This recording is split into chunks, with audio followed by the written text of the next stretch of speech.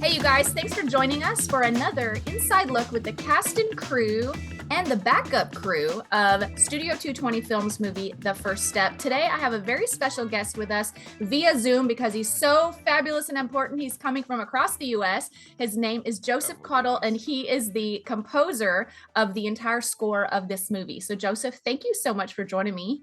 Yeah, absolutely. Thank you for having me. Well, I'm particularly excited to jump into your story because I personally don't even know a whole lot about you except for what Jerry has told me, and he has sung your praises. So, why don't you introduce yourself and what you do? Obviously, you composed the music for this movie. So, how did Jerry meet you, and what is it that you do professionally? All of that. Yeah, absolutely. So I'm based in Thompson, Georgia. At the moment, I would do worship leading with my family at our church. That's one of the things that I do for an income, and as well as filming, scoring the film that Mr. Jerry has sent me. I've Mhm. worked on a few other short films as well. Um, None of them have come out yet, so you can't really see any of my work besides the stuff that I've done for fun. But yeah, so I do film scoring, and the way that I met Mr. Jerry was, I think I put out a post on Facebook. Um, yeah, it was in a filmmaking group. I put a post on Facebook and just said, "Hey, I do film scoring. If anyone needs help with anything, I'd love to score your film for you." And then he reached out to me, and that's how we got connected. That's incredible. I've noticed that from all of these interviews, many of the people that got connected to this project, it was through Facebook and social media. And Yeah, so that's amazing. I love that. yeah, it's a big tool. So how long did it take you? I mean, I've always thought, scoring an entire movie must take forever, writing all the music and then editing it and recording it, all the things. How long did it take you to do all the music for this film? Um, Actually, to be completely honest, it's still in progress. Okay. I I'm almost done with it. Like, I'm in the last few scenes, but basically, it depends on the vision that the director wants and what and how quickly I can come up with that. So, like, I'll write the music and I'll write it how I see it Mhm. generally, and then see if that matches up with the director. And sometimes it does. Sometimes he's like, "Yes, let's go with that." And then sometimes, like he has a few times, he's decided, "No, none of that's good. We need to rewrite the entire scene." So it just depends on the scene and depends on how close I am to his vision with it. That makes perfect sense. So let's see, you've actually seen all the scenes because you've got to see them in order to get like the musical essence of what you're after, right?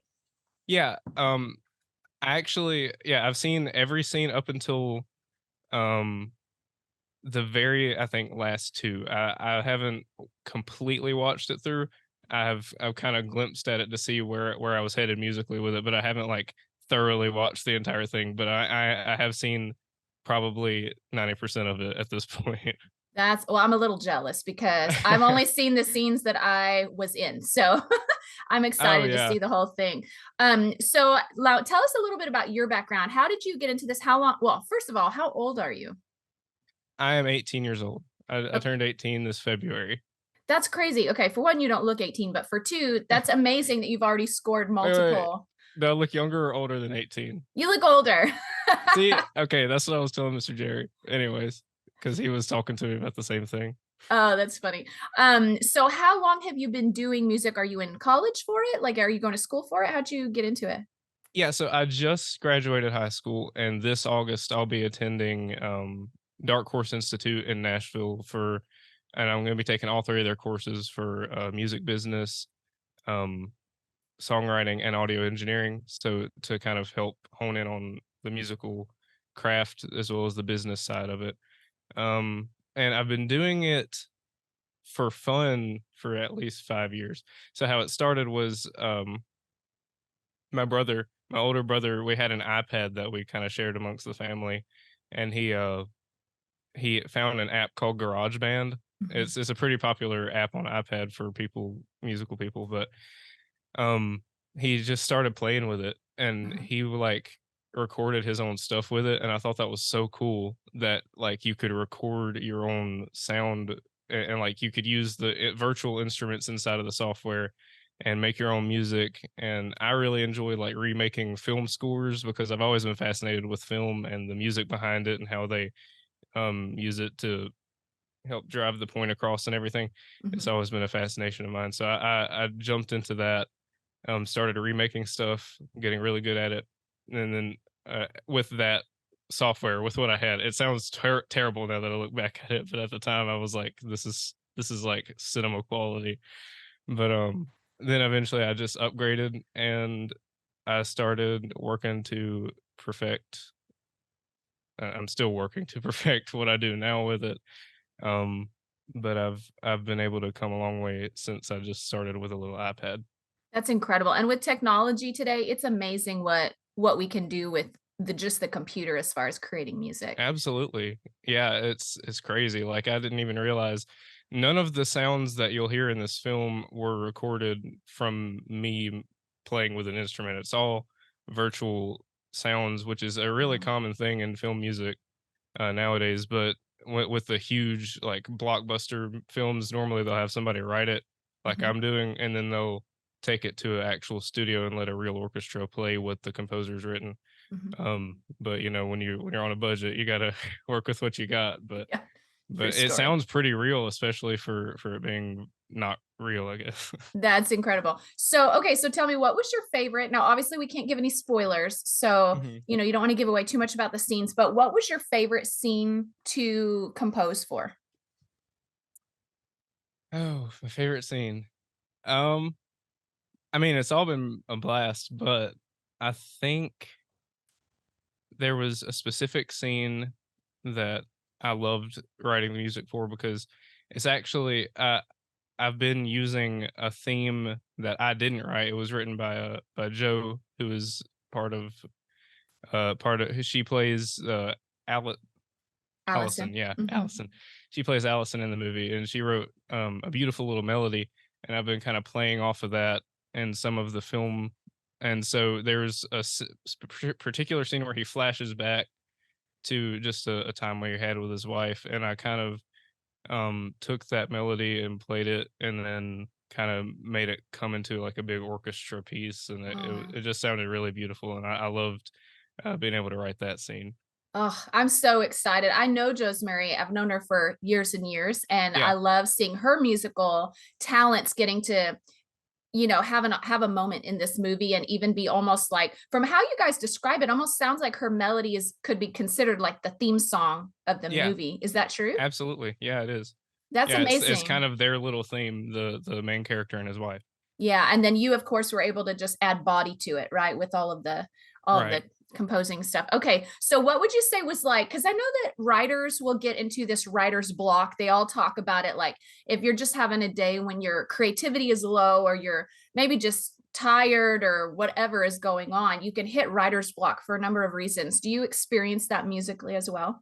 Yes, 100%. I have several times, several times, just because of different little intricacies of the scene and like what just happened, how much have you written, and it's like sometimes I feel like, especially with a film that's kind of compressed into the length that it is, I don't want to like overwrite overwrite the music because I don't want the audience to get tired of hearing stuff. So I try to give breaks, but Mm, it's just really hard to always gauge when I've gotten a good amount of music in, when I need to give a little pause and let the dialogue speak and let the actors do their thing, and then kind of let the music come back into support when it needs to. yeah. I'm not trying to oversaturate the whole film with music. So that's one of the problems that I've been facing, but I feel like with me and Mr. Jerry, we've kind of come through that a little bit.